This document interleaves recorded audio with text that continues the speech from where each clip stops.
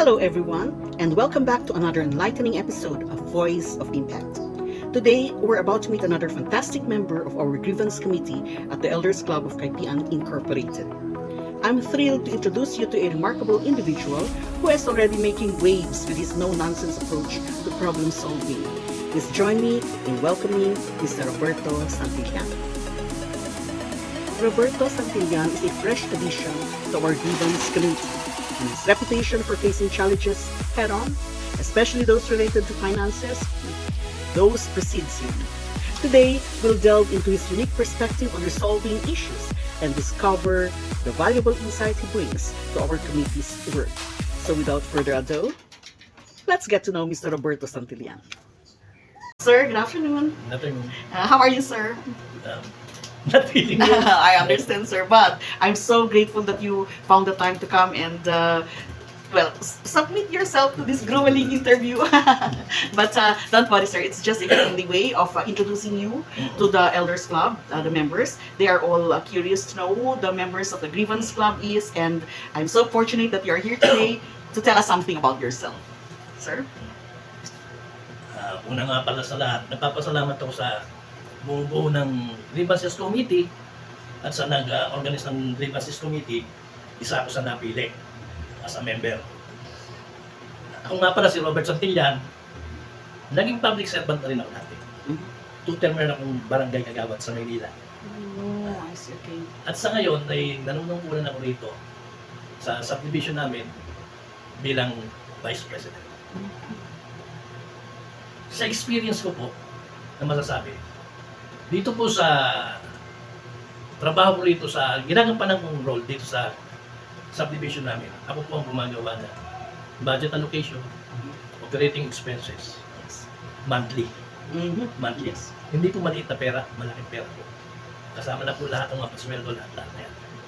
Nagpapasalamat din po ako sa buo ng Grievances Committee, napili rin ako dahil hindi ka naman basta-basta mailalagay dyan kung hindi nag-background check ang mga direktor.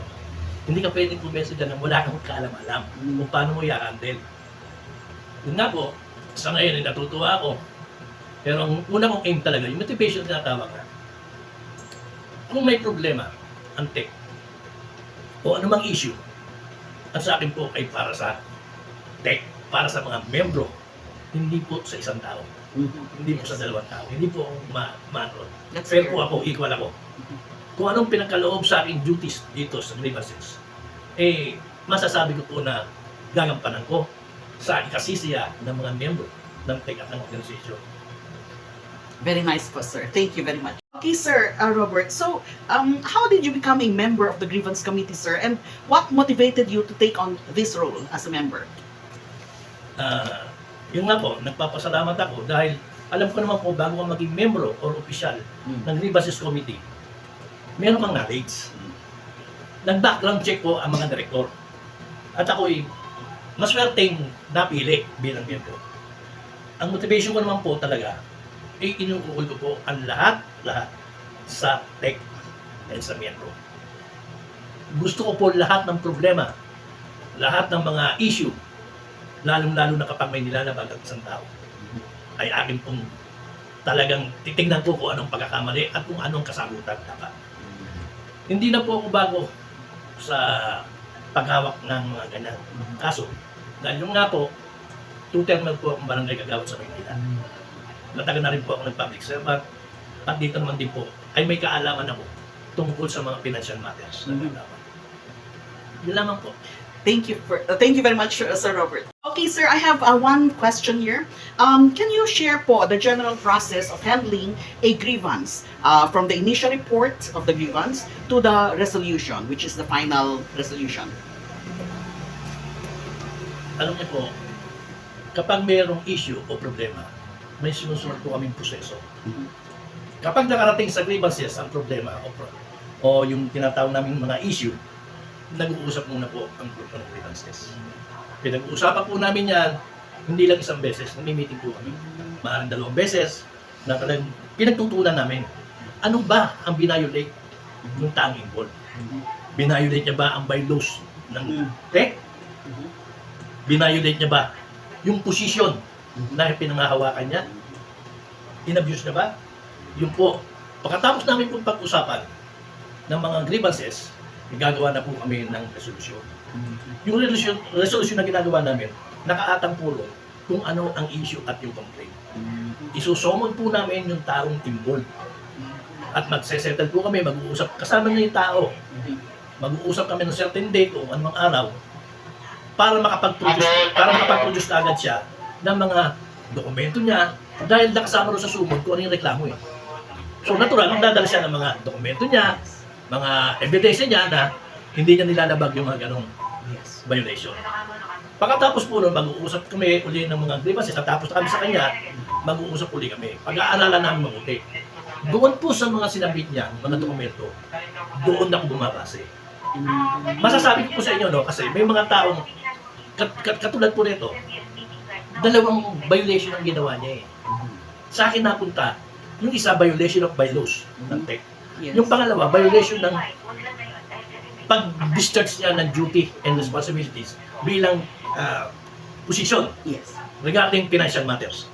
Okay. Pagdating sa financial matters, sa akin po, natatapat. Dahil alam nila na mayroon akong kaalaman kung paano ang gagawin ko. Yun po, hanggang sa nag-uusap kami, pinagbabasehan po namin yung mga report nila, ng tao. Ang masaklap nga lang po nun, unti-unti niyang pinadadala ang mga ebidensya niya. So, unti-unti ko rin nakikita ang mga loophole, yung mga pagkakamali. Kaya natatagalan dahil yung mga pag-submit niya, katulad ng mga financial report, delay po siya mag-submit. Ngayon, ang mangyayari po noon, kahit na nade-delay, yung kung ano yung natanggap namin, yun ang pagbabasihan namin. Yung unang kaso, bahala na po sila dahil sa kanilang naka-assign. Pagdating sa akin, medyo tumatagal dahil hindi lang po numero ang pinag-uusapan namin po. Figure means money. Figure means money. Ngayon po, ang gagawin namin doon, gagawa kami ng resolusyon, i-recommend na po namin sa Board of Director. Ang Board of Director ang magpa-final kung ano. I see. So that's the whole process from the initial report until the resolution with the Board of Directors. And then you back out na, you leave it all with the Board of Directors to do the final resolution for this case. Pero at least pa rin, kung may dumarating pa rin siyang sinasubmit ng mga papeles o dokumento, tinatanggap pa rin namin. Ang hindi niya ng pagkakaalam doon sa nagsasubmit, habang dinadagdagan mo yung sinasubmit mong dokumento, nakikita lalo yung pagkakaalam. Nakaka-incriminate pa rin sa person.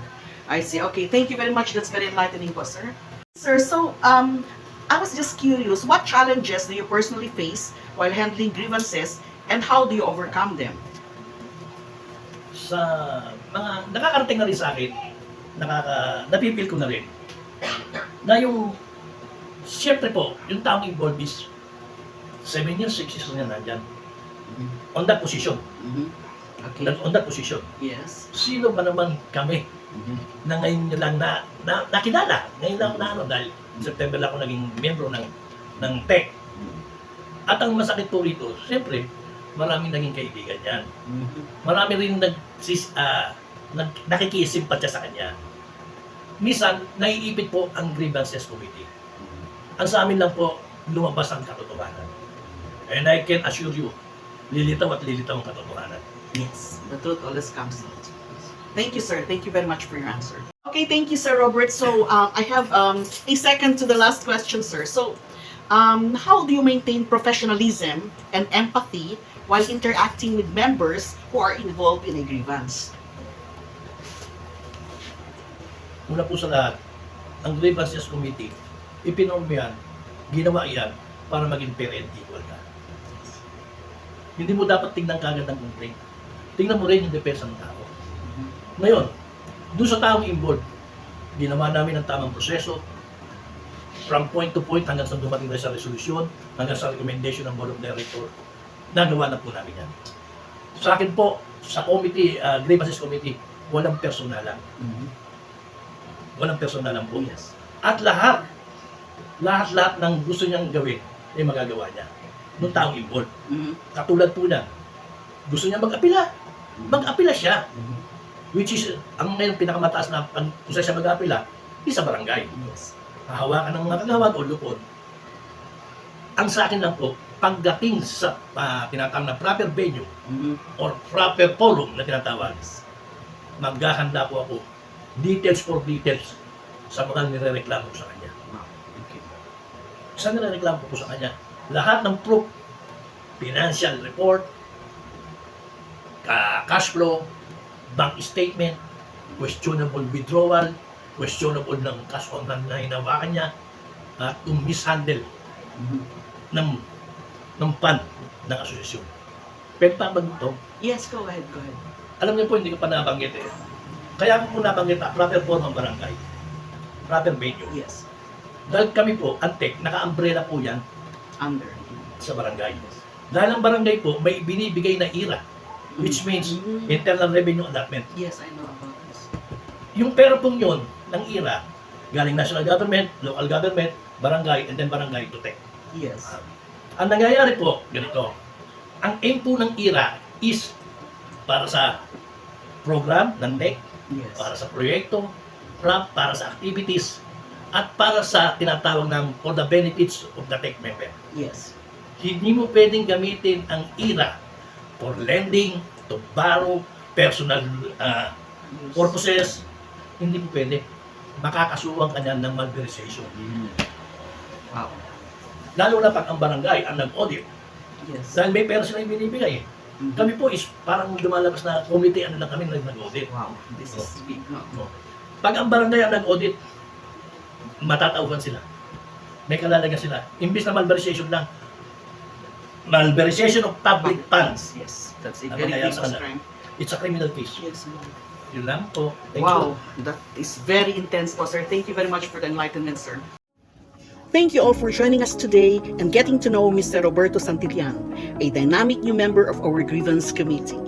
His straightforward and problem-solving mindset is a tremendous asset to our team, and I'm excited to see the positive impact he'll continue to make in the days ahead. Remember, our Elders Club of Kaipian Incorporated is driven by individuals like Roberto, who are dedicated to making our community stronger and more resilient. If you have any questions or suggestions for future topics or guests on Voice of Impact, please share them with us. Your input is invaluable. As we conclude today's episode, let's all take inspiration from Roberto's no-nonsense attitude and use it as a catalyst for positive change in our own lives and within our community. Until our next episode, this is Judy Bello Fabian saying, stay proactive, stay engaged, and keep making a lasting impact. See you soon.